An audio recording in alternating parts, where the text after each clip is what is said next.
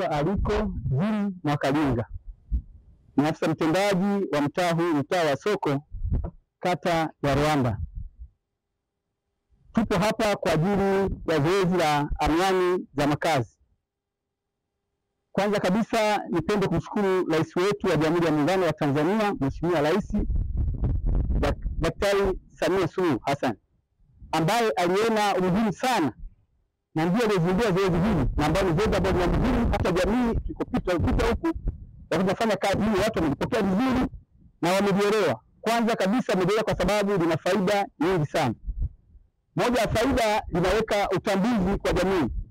Utambuzi maana yake ni kwamba kwanza kunakuwa na barabara kuu, barabara ndogo ambazo ni za mitaa zinakuwa na majina yake, lakini kuna vibao kwenye kila nyumba. Hii ni zoezi ambalo lilifanyika kipindi kilichopita kidogo, watu walipokea vizuri na walipenda kwa sababu faida yake ni nyingi.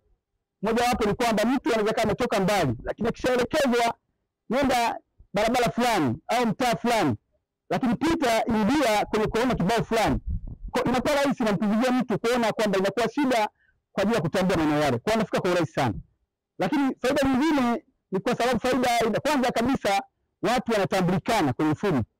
Lakini moja wapo ya faida nyingine ni kwa sababu kipindi kidogo kilichopita hapa tulikuwa zoezi hili la wanafunzi kuomba barua ya utambulisho, wanafunzi kutambulishwa, tulipitia kwenye mfumo. Kwa hiyo watu walipokea vizuri kwa sababu hata mtu uko sehemu gani anaingia mwenyewe kwenye mfumo, wewe mtendaji unapitisha tu. Kwa hiyo moja ya faida, watu wamepokea vizuri na wamesema hii zoezi ni safi na liendelevu kwa sababu lina faida nyingi sana. Lakini faida nyingine linasaidia kwa sababu mfano ukifika hapa, nafika kwenye kaya kama hivi tulifika hapa. Nilifika zoezi hapa ilikuwa na sajili hapa anaanza makazi.